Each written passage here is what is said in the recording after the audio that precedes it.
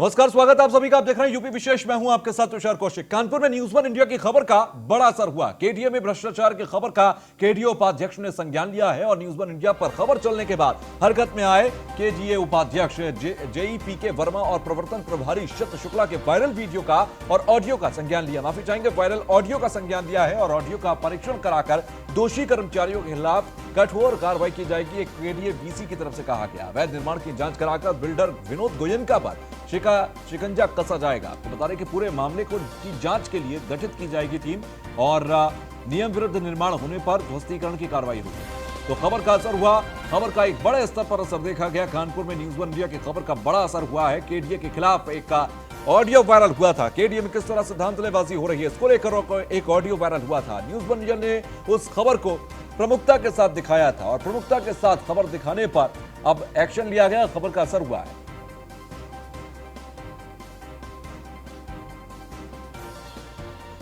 तो ऑडियो का परीक्षण कराने की जांच के निर्देश दिए गए। इसके अलावा बड़ा शिकंजा यहां पर केडीए के अधिकारियों पर कसा गया। जेई के वर्मा के ऊपर शिकंजा कसा गया और जांच बिठा दी गई है। नियम विरुद्ध निर्माण होने पर ध्वस्तीकरण की कार्रवाई की जाएगी।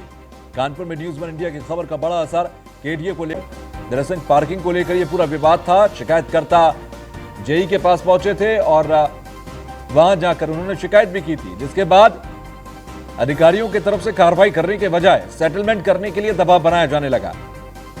बिल्डर को फोन कर जानकारी दी गई, बताया गया कि आपके खिलाफ एक शिकायत आई है, सेटलमेंट कर लीजिए। तो इस तरीके से पूरी धांधलेबाजी सामने आई थी, जिसके बाद इस पूरे मामले का संज्ञान वीसी की तरफ से लिया गया है और अब जांच बिठा दी गई है। पूरे मामले की जांच के लिए गठित की जाएगी टीम। केडीए उपाध्यक्ष की तरफ से नियम विरुद्ध निर्माण होने पर ध्वस्तीकरण की कार्रवाई होगी। मैंने विनोद गोयनका से अप्रैल 2019 में एक फ्लैट खरीदा था, जिसमें 6 लाख रुपए लेकर के उसने कार पार्किंग देने के लिए कहा था एवं अग्निशमक उपकरण बिल्डिंग में लगाने के लिए कहा था। दोनों चीज़ें इसमें उपलब्ध नहीं है और बिल्डिंग में क्रैकेज आ चुके हैं।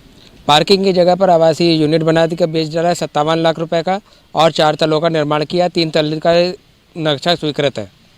मैंने 15 जुलाई 2020 से लगातार कानपुर विकास प्राधिकरण में जिलाधिकारी महोदय, मंडलायुक्त महोदय सभी को शिकायत कर रहा हूं, परंतु उस पर कोई भी ठोस कार्रवाई नहीं की जा रही है।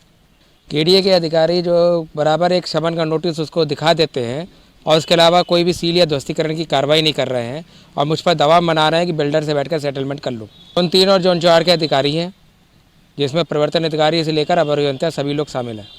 क्या इसका कोई प्रमाण भी है आपके पास? मेरे पास प्रमाण है, मैं वक्त आने पर इसको भी उपलब्ध कराऊँगा। अब आप क्या चाहते हैं? मैं कानपुर विकास प्राधिकरण के अधिकारियों से न्याय चाहता हूँ कि इस पर तत्काल कार्रवाई कर मेरी कार पार्किंग मुझे दिलवाने का कष्ट करें, अन्यथा मैं मुख्यमंत्री के दरबार पर जाकर इस चीज़ की।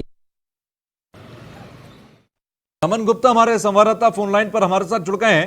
रमन, दोपहर जिस तरह से हमने ये खबर चलाई और खबर चलाने के बाद इतनी हलचल हुई कि तुरंत ही जांच बिठा दी गई। जरा मैं समझूंगा कि खबर चलने के बाद किस तरह से केडीए में हलचल हुई और वहां पर जांच बिठाई गई और उसका क्या स्तर रहेगा? जी बिल्कुल, आपको तुषार बता दें कि न्यूज वन इंडिया ने जब इस खबर को प्रमुखता से दिखाई और उसके बाद अधिकारी जो हैं हरकत में आए और जोन 4 के जो जेई है उस पर उपाध्यक्ष ने और संत शुक्ला उस पर 2 लोगों पर अब कार्रवाई के आदेश दे दिए हैं और जो बिल्डर है उस पर भी अब जो है शिकंजा कसने के लिए तैयारी कर रहा है। बिल्कुल तुषार, जिस तरह से न्यूज वन इंडिया ने लगातार इस पूरी खबर को दिखाई और खबर के बाद केडीए में आनंद फानंद में अधिकारी आ गए और लगातार कई मीटिंग्स के बाद इन दोषी अधिकारियों पर जांच बैठा दी गई है और अब लगातार उस जो बिल्डर था उसके खिलाफ भी कार्रवाई करने के लिए केडीए नोटिस भेज रही है। ठीक है, शुक्रिया हमसे जुड़ने के लिए रमन।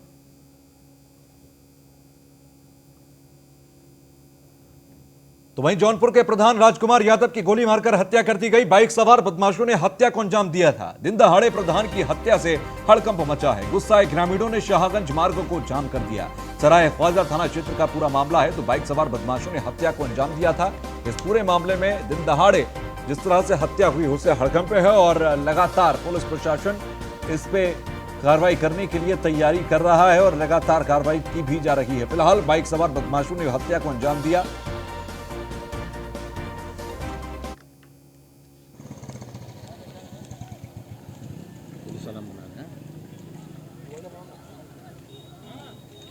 ये जो तस्वीर हम आपको दिखा रहे हैं सड़क जाम करने के दौरान की ये तस्वीर है। रास्ते को जाम कर दिया गया, बाइक सवार बदमाशों ने हत्या को अंजाम दिया था, जिसके बाद विरोध प्रदर्शन यहां पर बड़े स्तर पर हुए। राज्यपाल के कार्यक्रम से कुछ ही दूरी पर दिन दहाड़े यह हत्या को अंजाम दिया गया था। एसपी राजकरण नैयर से नहीं संभल रही शायद संभल की कानून व्यवस्था,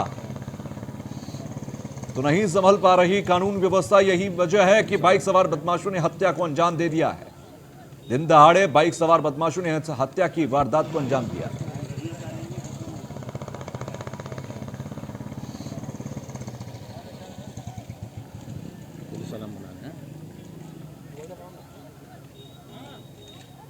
तो बाइक सवार बदमाशों ने हत्या की वारदात को अंजाम जौनपुर के अंदर दिया। राज्यपाल का कार्यक्रम चल रहा था, उसी कुछ ही दूरी पर यह वारदात को अंजाम दिया गया। दिन दहाड़े इस वारदात को अंजाम कुछ बाइक सवारों ने दिया है। तो कुछ सवाल हैं जो इस घटना के, इस वारदात के होने के बाद हम पूछना चाहते हैं। पहला सवाल यह है कि एसपी जौनपुर राजकिरण नैयर, यह आपकी कैसी पुलिस प्रणाली है, कैसी पुलिस व्यवस्था है जिसमें दिन दहाड़े इस तरह से हत्या की वारदातों को अंजाम दे दिया जाता है? बवाल के बाद भी पुलिस मौके से भागती है या माहौल सुधारती है? आपको तो पुलिस समेत ट्रेनिंग लेने की दोबारा से जरूरत है। ग्राम प्रधान राजकुमार यादव की गोली मारकर हत्या करने के बाद जौनपुर का माहौल खराब है। आक्रोशित लोगों ने पुलिस के वाहनों में भी तोड़फोड़ की है। शव को सड़क पर रखकर जाम लगा दिया गया। पुलिस के बड़े अधिकारियों की पुलिस की गाड़ियों भी तोड़ दी गई। पुलिस कर्मियों को ग्रामीणों ने दौड़ाया और पुलिस भागती नजर आई। जनता दौड़ाती रही, पुलिस भागती रही। राज्यपाल जौनपुर में और कानून व्यवस्था जौनपुर की ध्वस्त है। देवेंद्र खरे हमारे साथ, हमारे संवाददाता जुड़ गए हैं। देवेंद्र, जिन बातों का जिक्र हमने अभी किया कि लोग दौड़ा रहे थे, पुलिस दौड़ रही थी, अगर यह स्थिति है, यह तस्वीरें सामने आती हैं जौनपुर से, तो जौनपुर की कानून व्यवस्था क्या होगी, कानून का इकबाल क्या होगा, लॉ एंड ऑर्डर क्या होगा, इसकी जरा तस्वीर को आप बयां कीजिए। देखिए तुषार जी, ये पहली घटना नहीं है, ये दूसरी घटना है। अभी कुछ दिन पहले पुलिस कस्टडी में मौत हो गई किसी यादव को, जिसमें भी पुलिस ने पीठ दिखाते हुए भाग गए, जिसमें सीओ सहित कई लोग घायल भी हो गए थे। आज दूसरी घटना है कि जहां उनको संभालना था, मौके पर पूरा मुस्तैद होना चाहिए था, वहां बैरंग होकर वापस लौटती है, जिसमें वहां पर ग्रामीणों का हौसला बुलंद हुआ, जिसमें पत्थरबाजी भी हुई, जिसमें समझ लीजिए दो पुलिस की 2 जीप और कई लोग घायल भी हैं, पत्रकार भी घायल हो गए किसी तरह, फिर अपनी जान बचा के भागे हैं। लेकिन पुलिस की नाकामी ये रही कि जहां उनको मोर्चा लेना चाहिए था वहां वो भाग रहे हैं, और किस तरह से अपराधी के हौसले यहाँ बुलंद हैं। ये सबसे बड़ी कायरता राजकरण नैयर जो यहाँ के पुलिस अधीक्षक है, लगातार इनसे फोन से संपर्क किया जा रहा है, बात किया जा रहा है, लेकिन कोई भी तक कैमरे के सामने 5 घंटे हो गए इस घटने को, लेकिन अभी तक कैमरे के सामने बयान नहीं कर सके कि किस तरह ये घटना हुई है, कितनी जल्दी खुलासा हो जाएगा। और ग्रामीणों का सीधा मांग है कि हमको जिंदा या मुर्दा हत्यारे चाहिए, तभी ये जाम खत्म होगा। लगभग 4 घंटे बीत गए हैं, अभी भी रोड पूरा जाम है, वहां पर तनाव काफी है। मल्ली विधायक लकी यादव हैं, लेकिन अभी कुछ देर बाद यहाँ पर आजमगढ़ से रमाकांत भी पहुंचने की सूचना है, इससे और तनाव हो जाएगा। यादव विंग पूरा तरह वहां पर इकट्ठा हो रहा है और सभी समाजवादी पार्टी के नेता भी इकट्ठा है, इसलिए वहां तनावपूर्ण है। अभी भी 100 को कब्जे में लेने के लिए पुलिस अपना मन नहीं बना पाई है, ना पुलिस बहुत कोशिश कर रही है कि 100 कब्जे में ले लें, लेकिन ग्रामीणों का कहना है कि जब तक हत्यारों की गिरफ्तारी नहीं हो जाएगी तब तक ये 100 को कब्जे में नहीं देंगे। जी ठीक है, चलिए, शुक्रिया हमसे जुड़ने के लिए, बातचीत करने के लिए। खबर अब हापुड़ से, जहां पर अनियंत्रित होकर खाई में पलटी बस और हादसे में एक महिला समेत 2 लोगों की मौत हो गई है। सड़क हादसे में करीब 1 दर्जन लोग घायल भी हुए हैं। सभी घायलों को अस्पताल में भर्ती कराया गया। दिल्ली से मुरादाबाद जा रही थी बारात की बस और हादसे के बाद डीएम और एसपी घटनास्थल के लिए रवाना हुए। फिलहाल महिला समेत 2 लोगों की मौत हो गई है। सड़क हादसे में करीब 1 दर्जन लोग घायल हुए हैं। बारात के लिए जा रही थी ये बस, उसी दौरान ये हादसे का शिकार हो गई। तो हादसे में एक महिला समेत 2 लोगों की मौत हुई है। दिल्ली से मुरादाबाद की तरफ ये जा रही थी बस और हापुड़ के पास यह हादसे का शिकार हुई है।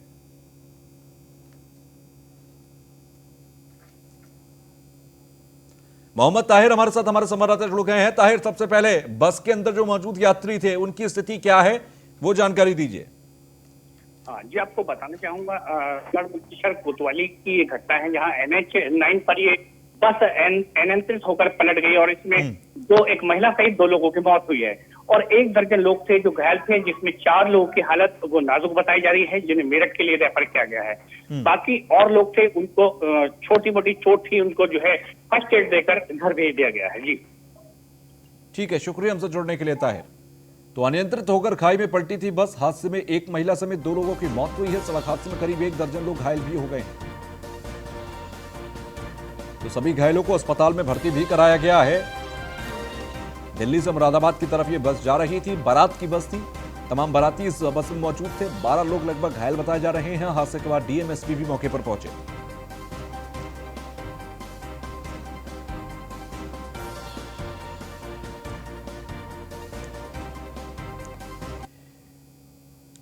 चलिए खबरों में बढ़ते हैं आगे। बजट सत्र को लेकर बोले विधानसभा अध्यक्ष हृदय नारायण दीक्षित। बजट सत्र को लेकर तैयारियां पूरी हैं।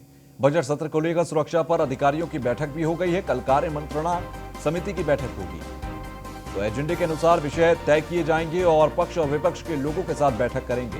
ये हृदय नारायण दीक्षित ने कहा, कल हमने सभी दलों के अध्यक्षों को भी बुलाया है। राज्य विधानसभा का बजट पेपरलेस होगा।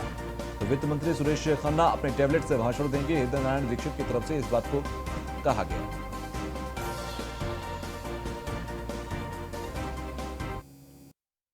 18 तारीख से बजट सत्र शुरू हो रहा है।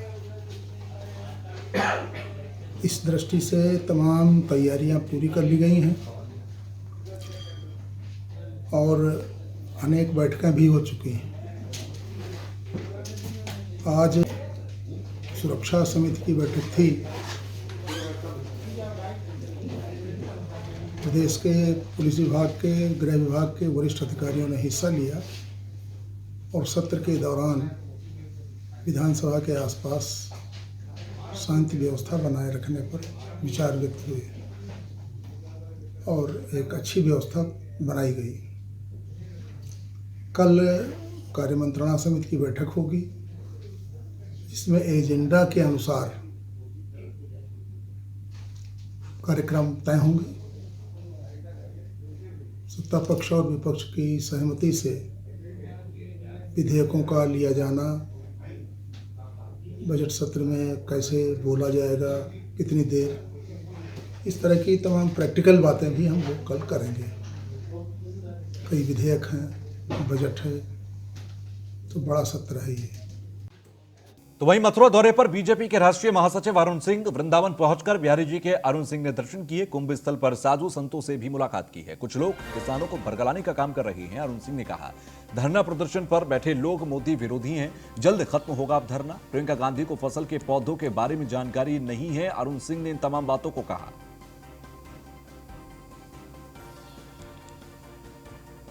तो वृंदावन पहुंचकर अरुण सिंह ने बांके बिहारी के दर्शन भी किए। मथुरा दौरे पर बीजेपी के राष्ट्रीय महासचिव अरुण सिंह पहुंचे हुए हैं। इसी दौरान की तस्वीर भी हम आपको दिखा रहे हैं। कुंभ महोत्सव शुरू हुआ है, कुंभ मेला शुरू हुआ है और मैं संतों के दर्शन करने गया। सभी संत प्रसन्न हैं और कह रहे हैं कि योगी जी ने जो सुविधाएं उपलब्ध कराई है, पहले से कई गुना अच्छी सुविधा दी है। योगी जी का वो अभिनंदन कर रहे हैं। मैं भी योगी जी का अभिनंदन करना चाहूँगा। प्रशासन भी अच्छा काम कर रहा है और सुविधाएं और अधिक बढ़ेगी यहाँ पे। प्रयागराज कुंभ में प्रधानमंत्री जी का आगमन हुआ था, क्या वृंदावन कुंभ में? देखिए, इसके बारे में तो मैं नहीं बता सकता तो प्रधानमंत्री जी का कार्यक्रम क्या है, लेकिन जरूर यह है कि देश के कोने कोने से लोग आएंगे यहाँ दर्शन और संतों के दर्शन करेंगे और कुंभ महोत्सव शुरू हुआ है। जहां पर महाराजा सुहेलदेव की जयंती पर कार्यक्रम रखा गया। सीएम ने रखी सुहेलदेव स्मारक स्थल की आधारशिला। वर्चुअल तौर पर कार्यक्रम में जुड़े पीएम मोदी। बहराइच के लिए आज अहम दिन है, सीएम योगी की तरफ से कहा गया। तो महाराजा सुहेलदेव की जयंती पर एक कार्यक्रम रखा गया था। सीएम ने रखी सुहेलदेव स्थल की आधारशिला। उसी दौरान की तस्वीर हम आपको दिखा रहे हैं। वर्चुअल तौर पर कार्यक्रम में प्रधानमंत्री नरेंद्र मोदी भी आज जुड़े थे। तो बहराइच के लिए आज का दिन काफी अहम दिखाई दिया।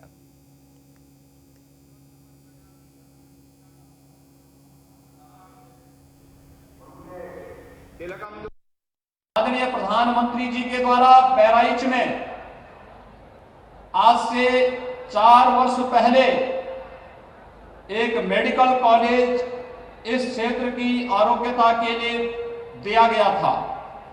और मेडिकल कॉलेज बनकर के तैयार हुआ है और मेडिकल कॉलेज का नाम भी हम लोगों ने महाराज सुहेलदेव के नाम पर ही रखा है। आदरणीय प्रधानमंत्री जी के कर कमलों से मेडिकल कॉलेज का भी आज उद्घाटन आदरणीय प्रधानमंत्री जी के कर कमलों से होने जा रहा है।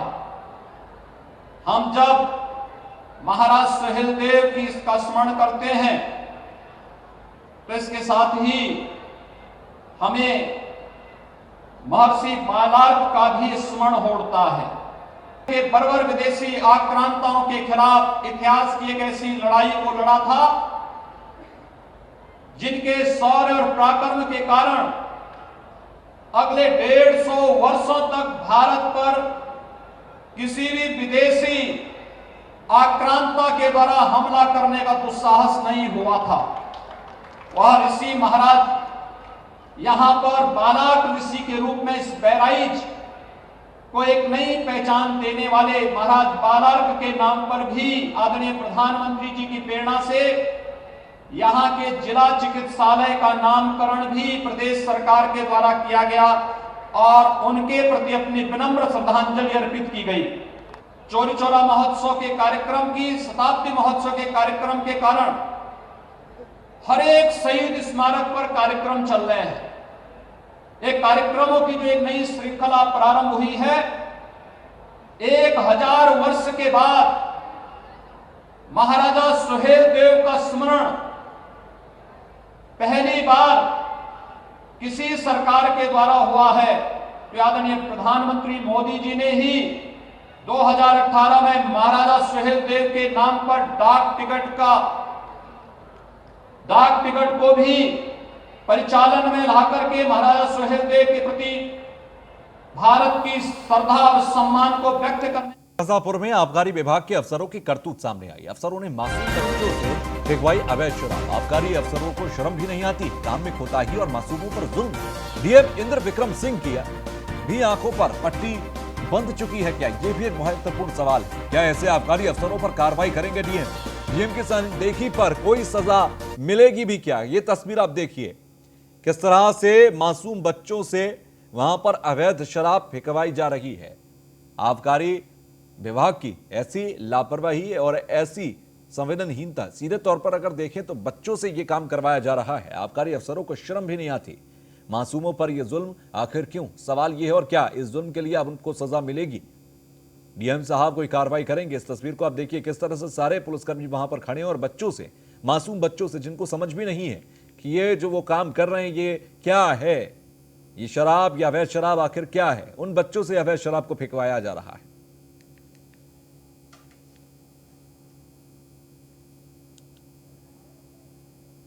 तो नोएडा थाना 24 पुलिस द्वारा स्कॉट के नाम पर लोगों से लूटपाट करने वाले गैंग का खुलासा हुआ है, जिसमें 4 सदस्यों को गिरफ्तार किया गया। इसमें 3 महिलाएं और 1 पुरुष शामिल है।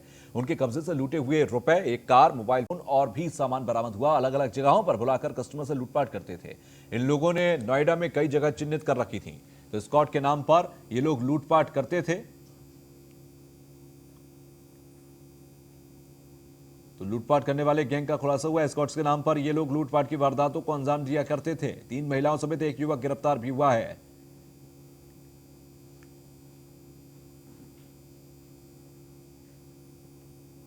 नोएडा जोन में सेक्टर 24 पुलिस द्वारा एक गैंग को गिरफ्तार किया गया है। इस गैंग का काम यह है कि एक एस्कॉर्ट सर्विसेज का नाम से ये लोग कस्टमर्स को ढूंढते हैं और कस्टमर्स मिलने के बाद उन लोगों को जो पैसों का डील करते हैं, डील करने के बाद में सर्विसेज प्रोवाइड नहीं करते हैं और उसके बाद जो मारपीट करके या डरा धमका के इन लोगों की टीम द्वारा जो पैसा मिल जाता है, जैसे 3000 5000 इस तरह का, उसको लेके भाग जाते हैं।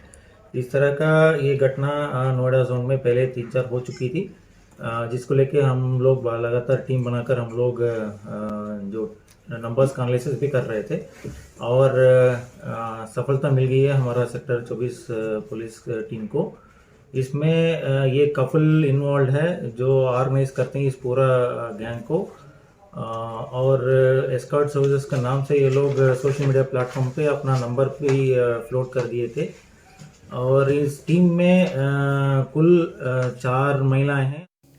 तो वहीं नोएडा प्राधिकरण द्वारा स्वच्छ भारत मिशन इंटर्नशिप प्रोग्राम का शुभारंभ किया गया। इसमें नोएडा शहर के अंदर स्वच्छ भारत मिशन के अंतर्गत किए जा रहे कार्यों का विवरण भी किया गया। साथ ही स्वच्छ भारत अभियान में 20 इंटर्न बच्चों को भी जोड़ा जाएगा। आपको बता दें कि नोएडा की दशा और दिशा सुधारने का हर संभव प्रयास कर रही हैं सीईओ ऋतु माहेश्वरी। और इस तरीके से नोएडा का निर्माण हो रहा है तो कहीं ना कहीं इसमें नोएडा की दशा और दिशा बदलती हुई नजर आ रही है। नोएडा को टॉप 10 में लाने के लिए स्वच्छ भारत अभियान की कवायद और भी ज्यादा तेज हो चुकी है।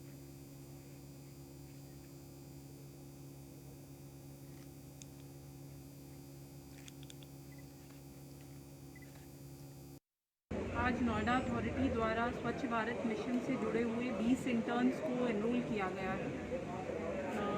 2 महीने की ये इंटर्नशिप कार्यक्रम अथॉरिटी ने आज लॉन्च किया है और इनके माध्यम से ये हमारे प्रोफेशनल्स हैं या फिर जो अभी भी यूनिवर्सिटीज़ या कॉलेजेस में काम कर रहे हैं, इनके माध्यम से स्वच्छता का संदेश हर सेक्टर, हर गांव तक पहुंचाया जाएगा।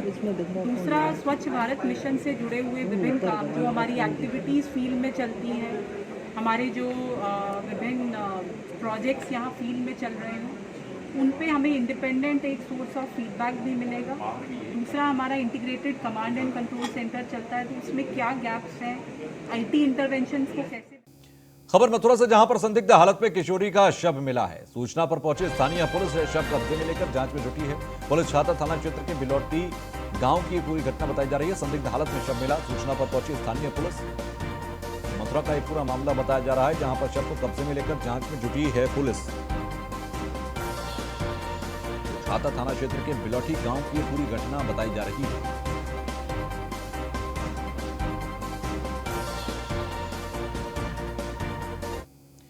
खबर लखनऊ से, जहां पर पूर्व सांसद और पूर्व मंत्री पर धोखाधड़ी का केस दर्ज हुआ। पूर्व दर्जा प्राप्त राज्य मंत्री नटवर गोयल पर केस दर्ज हुआ। पूर्व राज्यसभा सांसद बनवारी लाल कंचल पर भी केस दर्ज हुआ। धोखाधड़ी के मामले में दर्ज किया गया मुकदमा फ्लैट दिलाने के नाम पर 43 लाख रुपए ठगने का आरोप है। एफआईआर में इन 2 नामों के अलावा 7 लोगों का और भी नाम है। लखनऊ के हजरतगंज में दर्ज किया गया मुकदमा। तो धोखाधड़ी के मामले में दर्ज किया गया है मुकदमा। फ्लैट दिलाने के नाम पर 43 लाख रुपए ठगने का आरोप भी लगा है। एफआईआर में इन 2 नामों के अलावा 7 और लोगों के नाम भी शामिल हैं।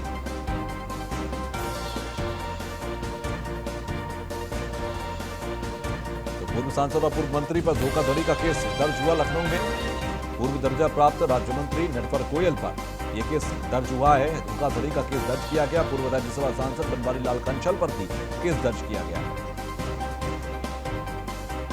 तो धोखाधड़ी के मामले में यह मुकदमा दर्ज किया गया। फ्लैट दिलाने के नाम पर 43 लाख रुपए ठगने का आरोप लगाया गया। एस के वाजपेयी हमारे साथ फोन लाइन पर जुड़ गए हैं। वाजपेयी, जिस तरह से ये दर्जा प्राप्त राज्य मंत्री पूर्व और यहां पूरा मामला उनके ऊपर दर्ज किया गया, धोखाधड़ी का 43 लाख रुपए का मामला है, ये पूरे मामले में किन किन के नाम हैं और ये पूरा मामला सामने कैसे आया? बिल्कुल, हम देखें जिस तरीके से नटवर गोयल जो कि सपा सरकार में दर्जा प्राप्त राज्य मंत्री रह चुके हैं, इसके पहले भी फर्जीवाड़े के कई केस उनके ऊपर दर्ज हैं। ये एक नया मामला है जिसमें पूर्व सांसद और साथ में पूर्व मंत्री के ऊपर ये केस दर्ज हुआ है, जिसमें हजरतगंज कोतवाली पूरे मामले की जांच कर रही है, क्योंकि ये मामला जो पैसों की लेन देन का है, जिसमें बड़े पैमाने पर पूर्व मंत्री की तरफ से धोखाधड़ी की गई है। कहीं ना कहीं इस धोखाधड़ी को लेकर ये केस दर्ज हुआ है। हालांकि अभी पुलिस पूरे मामले की जांच कर रही है। जांच करने के बाद कहीं ना कहीं वो चेहरे भी निकलकर सामने आएंगे जो कहीं ना कहीं इन पूरे मामले के पीछे है। जी ठीक है, चलिए, बहुत बहुत शुक्रिया हमसे जुड़ने के लिए।